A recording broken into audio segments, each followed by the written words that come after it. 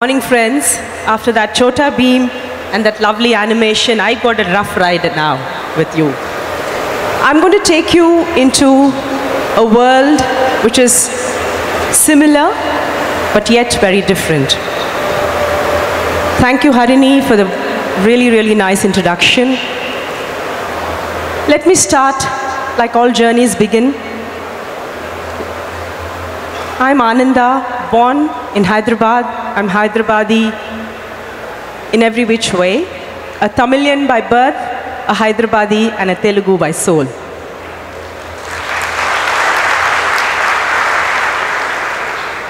I was born to very middle class parents. My father was an officer with the railways. My mother was a school teacher. And like all of us in Hyderabad, we all end up going to good schools. So my journey into where I am today began when I was 4. At the age of 4, my mother dragged me along to a temple in Sikandrabad. And there a lady looked at me and said, "Hey, this girl has big eyes." She told my mom. "Her eyes are large, so why don't you teach her dance?" So my mother said, we are from Tamil Nadu, we don't know anyone here, I'd love to teach her dance. And this lady said, "Mahuna." Amazing marketing skills. You go to a temple and find 4-year-olds and say, "You got big eyes, let me teach you dance." So my journey into classical dance actually began at the age of 4. And from there, I ended up getting an All India gold medal at the age of 11. And that medal saw me go to one of the world's most renowned institutions, Kalakshetra. Kalakshetra in Chennai was started in 1936, much before your grandparents were born, I'm sure. In 1936, this gorgeous institution was started under one banyan tree with one teacher and one student. And to that institution, I was invited on a scholarship. I was invited on a scholarship from Eton, London, to study Bharatanatyam in Chennai, India. Very interesting. And that's my guru, Rukmani Devi Arundale. And I spent 6 long years there. 6 years where I moved from St. Anne's Convent High School, Sikandrabad, pinafores, 2 plaits, black ribbon, no bindi, straight to Kalakshetra, Chennai, Vilenga Vodni, 1 plat, big bindi was the norm. So my movement went from science, math, social studies to Bharatanatyam, music, Veena, philosophy, Bhagavad Gita. So that was the transition, and it happened at the age of 11. So from 11 to 17, I did this, studied full-time dance in Kalakshetra. But somewhere along the way, of course I hadn't finished school, I was only 11. Somewhere I said, I cannot be a school dropout. So somewhere I said, I must have some education, something, at least a high school degree. Those days it was called the matriculation. So I wrote the matriculation exams, pre-university, what you call +2 today, all privately. At the age of 17, I was back in Hyderabad. And I became a teacher. But before that, I also learned Kuchipudi from another guru. So I started out at the age of 17, literally into a career of performing. A performing career in 2 styles, Bharatanatyam and Kuchipudi. And while I was performing, some parents came up and said, "Why don't you start teaching?" And thus began my journey into this unstructured, unknown, non-formatted world of art teaching. And I became a teacher at the age of 7, all 10, 12, 13 or less. And they all called me Akka. Akka means elder sister, most of you know. And even today, their parents and their grandparents also call me Akka. I've become universal Akka for everybody. So, Shankarananda Kalakshetra started in 1979. And we've been having a whole lot of students pass out, students who have completed their Ranga Pravesham, students who have gone on to be brilliant performers, brilliant teachers, gone overseas, set up their own schools. So this was a journey that started then. Alongside, somewhere in this journey of dancing and teaching, I'd also finished my graduation, again privately, through correspondence course by then. Something was not all right in my head. I said, I have to do a master's degree. ये degree से क्या कर सकते हैं? कुछ नहीं कर सकते. Let's do a master's degree. So I wanted to do a master's degree, not so much because I wanted the master's degree, that was part of it. More importantly, I wanted to understand what is campus life. Kalakshetra was a very stringent, very traditional life. I said, campus life क्या होता है? मुझे पता ही नहीं. So I said, let me go and understand what this campus life is all about. So I went to Osmania University. I went up to the only department I thought I could fit in because I saw the word culture there. It said ancient Indian history, culture and archaeology. I said, chalo, yahan to I may be able to fit in. I joined that. I went to that professor and I said, uncle, I want to join this course. And he literally cracked up. He said, where's this girl coming from? Who says uncle to a professor? But I was coming from a space where we only said uncle and akka and anna to all the teachers in Kalakshetra. So I thought that was normal. So anyway, to cut a long story short, I joined Osmania, went on to do a master's, went on to top the university, did an MPhil. And while I was on Osmania University campus, all the friends there were writing some exam. I said, what are you writing? So someone said, we're writing the UPSC exams. Hello, what is that? Union Public Service Commission exams. So I took these exams for a lark. Today they're called the civil services, the exams that most of you don't take, but those days it was a very popular exam. And when you write those exams, you're selected to be part of the civil service, the bureaucracy that runs this country. So I took my exams for a lark. And ended up being selected for the Indian Railway Traffic Service. And I'm from the 1987 batch and joined service in 1988.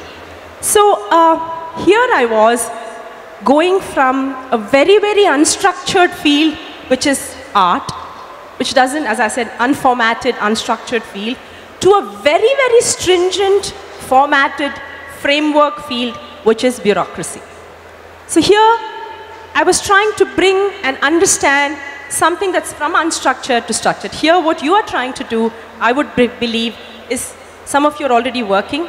You're already in a structured environment, formatted environment, and here you're trying to branch out into doing something on your own, something different. So joining service was interesting because I was the first lady officer of the Railway Traffic Service. No. And when I joined, I joined this male, muscular, mustachioed bastion. They were only men. I mean, they didn't even have a ladies' loo. Can you imagine? It was completely men. And I was this young girl who joined, and they said sir to me for a whole month. In the private sector, you still have first names. In the government, we still say sir and ma'am. So for the whole month, they said sir. They couldn't get to understand that I was a lady. And sometimes we would sit in the control room because I had joined mainline operations, which is train running. And I would pick up the phone and there'd be dead silence. And I'd say hello, and then someone from the other side would say, no madam, I think we got the wrong number. I think it's a residence. They could not imagine a lady officer sitting in an operations table. I would go on inspections, on the track. I don't know if any of you do travel by train. If you do, keep your eyes peeled. You'll see people going on a trolley, on a motor trolley, inspecting the track. So when officers would go, so would I follow and do the inspections. So one day, we'd done this inspection, stopped for lunch somewhere at some organization. I think it was Singareni. And lunch was served. And when lunch was served, they said, sir, sir, to all the other men, sir, sir, sir, sir, sir, sir, roti khaoge? Sir, can I serve you gulab jam? Sir, sir, sir. They came to me, baby, kya khaoge? I'm like, baby. I mean, not the baby that you understand. It was the baby of being somebody's daughter. They couldn't imagine that they could be a lady officer on equal terms. But this is again an old story. I was learning in this process how to navigate, coming from an unstructured world, how to navigate a structured world. A structured world is when you have very clear rules, when you go in and go out, and you have a clear salary, right? You have a salary on the 31st of the month. It's done.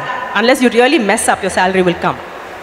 On the other hand, my other field, which is art, is completely, it foxes you every which way. You never know when your funding will come in. You never know when your performances will happen. You never know what is it that's coming from. So what is this unstructured field that I was talking about? In the field of art, in the field of performing arts especially, you're as good as your last performance. It's not as though you can pass an exam and then come on stage and say everyone is going to say wah wah. Nahi hota hai waisa. Every time I come on stage, it's my passing out exam. Every time I come and perform, I bring a new production, I create something new, I'm vulnerable to criticism, I'm vulnerable to being written off, I'm vulnerable to wawa. It could be wawa or rara, one doesn't know what will happen. And that is something that I will not know that will happen anytime. It might happen, sometimes it might not. On the other hand, in government, strictures, you're very clear, hierarchy is clear. What is your job profile is clear. What is your deliverables is clear. And your salary is also very clear. So I was navigating these two paths of being a railway officer and an artist. But what I did in this journey is I did not give up my passion, my love for the arts.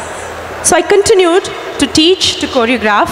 I did a whole lot of productions on Krishna, on Rama, on Buddha, Buddham Sharanam Gacchami, Ramadas, some of you who are from Bhadrachalam. And I also went on to do contemporary stuff. I did Jonathan Livingston Seagull. How many of you have read the book? Richard Bach's? Yes. Favorite book. So I turned that into a dance production. What About Me on gender issues? I did it in 1999, and I think it's relevant even today. With poetry, with English poetry by a police officer, Techies Menon. And went on to do other productions like something on the eye, Navarasa, which has traveled across the world, Panchatantra again, which has traveled across the world, which was dance theatre. So I was continuously staying with my passion by performance, by creating, by choreography, and by traveling.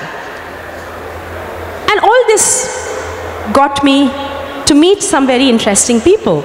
In 2006, I had the honor of actually being hugged by His Holiness the Dalai Lama. I mean, that is a blessing that I can never forget. In 2007, I received the Padma Shri from none less than APJ, Dr. Kalam. And they were all for my art, not for my government service. That continued. That was a path I was walking on. So until now, I was having these two tracks. Like a true railway officer, I walk on two tracks, railways and dance. And then came a bolt from the blue. Then came this dhamaka that hit me on the 1st of July, 2008. On that day, I heard something that I don't think any of us want to hear ever, and God forbid that any of you will. On that day, I heard the word carcinoma. On that day, I heard the word cancer. On that day, I heard the word stage and grade. And I was numbstruck. I was numbstruck sitting in my doctor's office. Until then, cancer was my friend Padma's zodiac sign. Until then, stage was what I danced on. Until then, grade was what I got or did not get in school. But that day, they took on a new meaning. And I was, of course, numbstruck, weepy, crying my eyes out. Until then, I knew what the emotions were, Navarasas. In dance, we have Navarasas. Some of you who are painters, who are sculptors also will know about it. The Navarasas are the 9 emotions of life. We all want to be in love. So we have Shringara. We all want humor in our lives, Hasya. We don't want to cry, Karuna. We are always angry, Raudra. Koi overtake kar liya, we are angry, we want to break his head, Raudra. Veera is what we hope we can be. Bhibhatsa is disgust, which also comes to us very easily. Adbhuta is wonder. Today we are wonderstruck at even our sandwiches. Everything is awesome. And Shanta is peace. And the 9th rasa, which I didn't mention, was Bhayanaka, which is fear. Now, I can do all these expressions. Every dancer can do it like that. Until then, I was doing all these expressions. But that day, I understood what fear was. What is this fear? It hit me here. It hit me at the solar plexus. I understood what is fear, because you don't want to ever hear the word cancer thrown at you, because it hits you with fear. So that day I understood what fear was. And I wept my eyes out. I cried and I told my husband, "Ab khatam ho gaya kya rasta? I mean, is this the end of the road?" This is exactly what I asked him. And he, being the very positive soul he is, he said, "Nahi, this is just a hiatus. You take it easy." Because for me, I think my worry was not so much about cancer. My worry was what will happen to my passion, which is dance. What will I do? Because I knew that if I was going to get involved in this, if I had to do this, I had to recover from this, I had to go through my surgery and all that, time was going to, I had to keep that time aside. And I was telling myself, as an artist, I don't have the time. I don't have the time to go and get my therapies. If I break away from my art, you're off the scene, because that's the world of art. And I said, "Is this the end of the road?" And my husband said, "No, it's a small hiatus. Take the break and you can get back to dancing." So that day, I decided and pulled myself together. I said, I'm a naturally happy soul, so I couldn't bear myself crying. So I pulled myself up and I said, "I'm going to ride this cancer out. Bahut ho gaya." I said, "I'm not going to allow cancer to sit on my shoulder and do good savari. I'll do good savari on the cancer." The second thing I said is, I'm not going to, cancer is just one page in my book. I said, it's not going to be the book called life. I said, I will not say why me. Because hum log jab acha hota hai, we say, wow, I got it.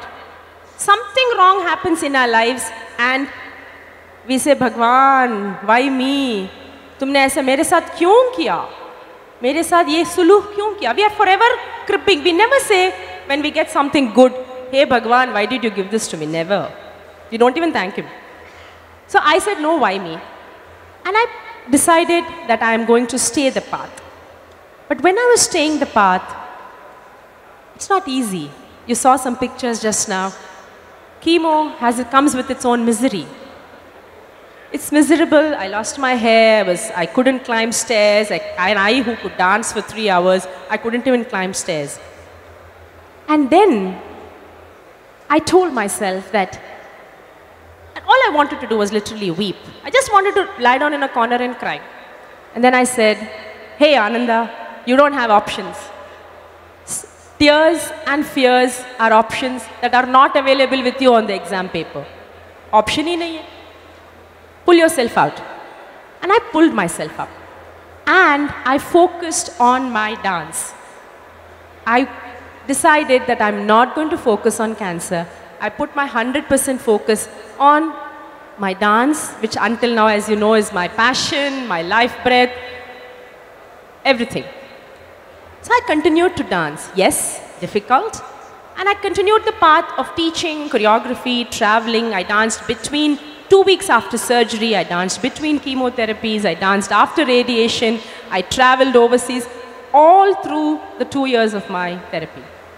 In fact, I used to schedule my, thank you, I used to schedule my, my chemo cycles to suit my performance schedule.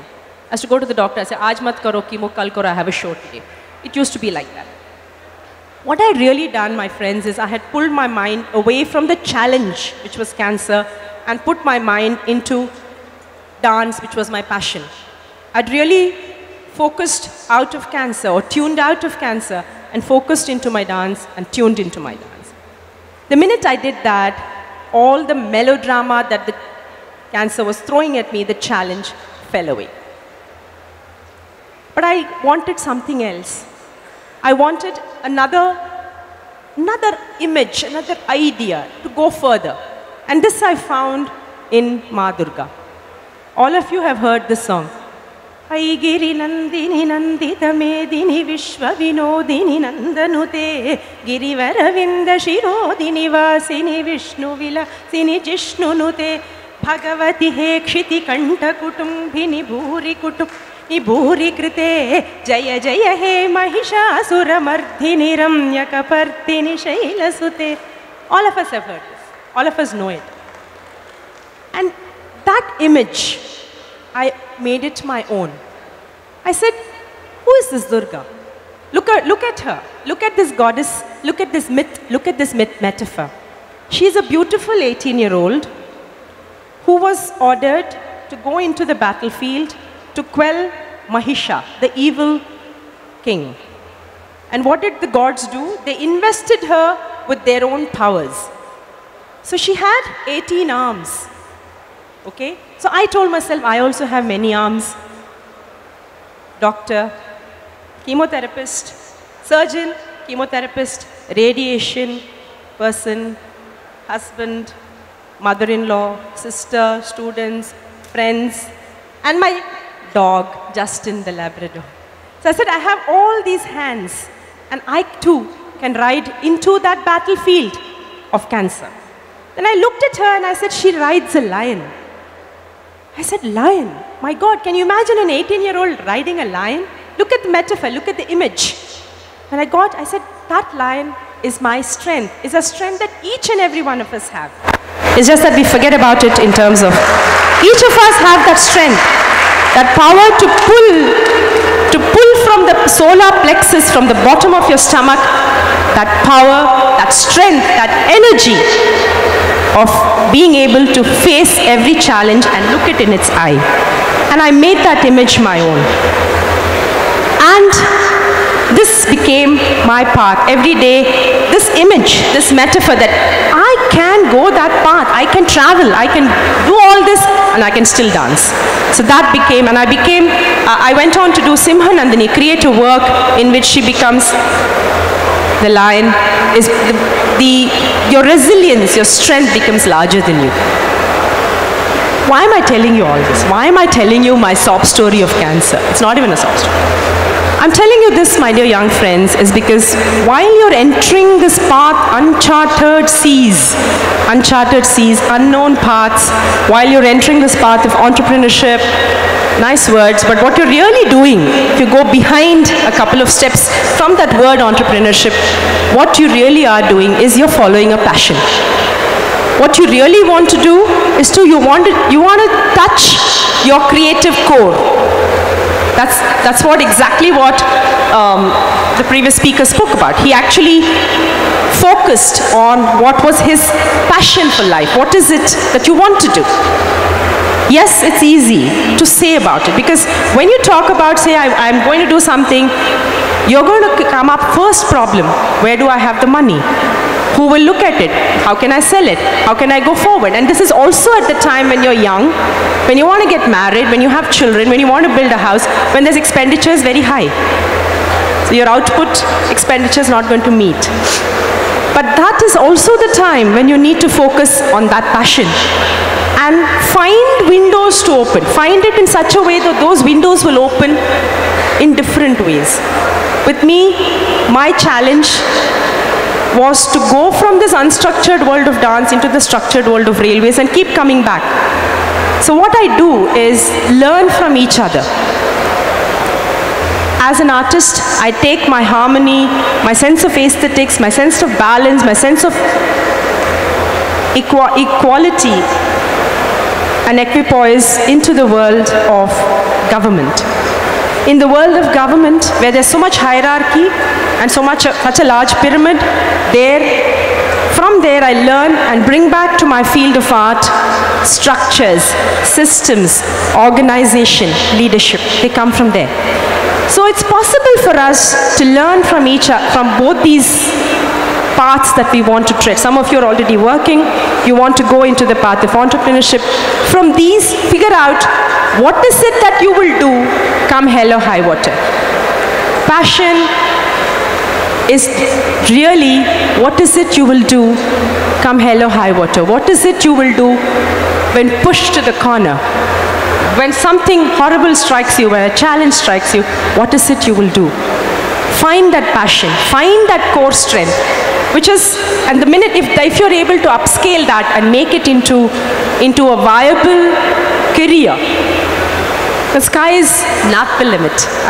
People say sky is the limit. I say there is no sky. Sky is not the limit. The world is yours. The world is completely at your doorstep, at your feet. Yes, you will ask me questions like, how is it possible? How can you do it? You have to find the path. And when I'm saying you find the path, my dear young friends, please remember, each of you are like Columbus, literally. You're hacking away at the forest, finding a new land. That is basically what you want to do. And when you're doing that, get your team right. Of course, you know that. And when you're doing that, I will add one more point. Create the path in such a way, with honesty, with integrity, with everything that you can do. Do it in such a way that people who follow you of the world, and take Hyderabad and India there. We need to go there. Look at the bunch of wonderful, bright faces, young minds, and you are the future of this country. So, I spoke at TED in 2009 about my journey, and it is now the top 12 talks on TED on cancer. It's highly viewed. It was rated as a top 50 talks on YouTube, and I was very, very, very blessed because the only other Indian there is Mahatma Gandhi. So it was a wonderful feeling.